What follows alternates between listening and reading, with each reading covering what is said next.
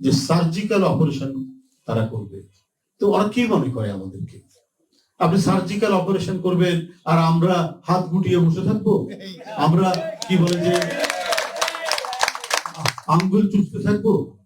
বাংলাদেশে ভারতের সার্জিক্যাল স্ট্রাইকের সম্ভাবনা আসলেই কি সত্য? সার্জিক্যাল স্ট্রাইকই বা কী? কেন ভারতের গণমাধ্যম বাংলাদেশের সার্জিক্যাল স্ট্রাইক নিয়ে আলোচনা করছে?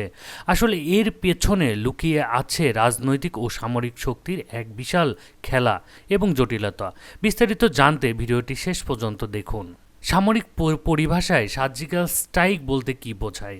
এটি কোনো যুদ্ধ নয়, বরং বিশেষ সামরিক অভিযান। পূর্ব ঘোষণা ছাড়াই অল্প সময়ে শত্রুর গোপন ঘাঁটিতে অভিযান চালিয়ে ফিরে আসাই হলো সার্জিক্যাল স্ট্রাইক। উদ্দেশ্য লক্ষ্যবস্তু ধ্বংস করা, কিন্তু আশেপাশে ক্ষয়ক্ষতি এড়িয়ে যাওয়া।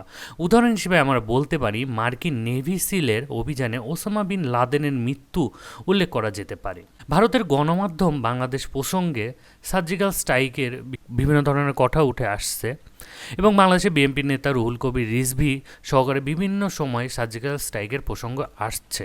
এখন জেনে নিই কেন ভারতীয় গণমাধ্যমে সার্জিক্যাল স্ট্রাইক চালানোর কথা বলা হচ্ছে এবং কেনই বা ভারত সার্জিক্যাল স্ট্রাইক নিয়ে ভাবছে।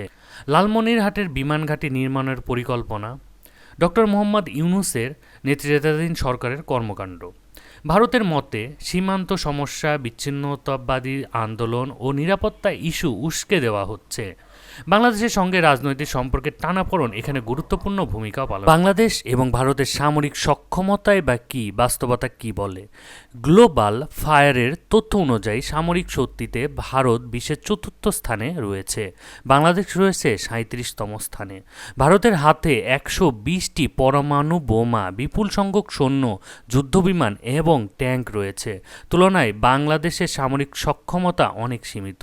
তাহলে যুদ্ধের সম্ভাবনা নিয়ে আলোচনা কতটুকু যৌক্তিক? কূটনৈতিক সম্পর্কের ভবিষ্যতই বা কী? সামরিক অভিযান না হলেও রাজনৈতিক চাপ প্রয়োগ করা যেতে পারে।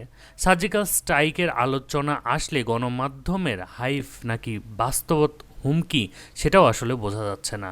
বিশেষজ্ঞরা বলছেন ভারতের কৌশলগত অবস্থান এবং ভূ রাজনৈতিক পরিস্থিতির ওপর অনেক কিছু নির্ভর করছে। এই ভিডিও থেকে আপনি যদি নতুন কিছু জানতে পারেন তবে লাইক দিন এবং আমাদের চ্যানেলটি সাবস্ক্রাইব করুন। আপনারা এই বিষয়টি নিয়ে কী ভাবছেন তা অবশ্যই কমেন্ট করে জানাবেন। ধন্যবাদ, দেখা হবে পরবর্তী ভিডিওতে।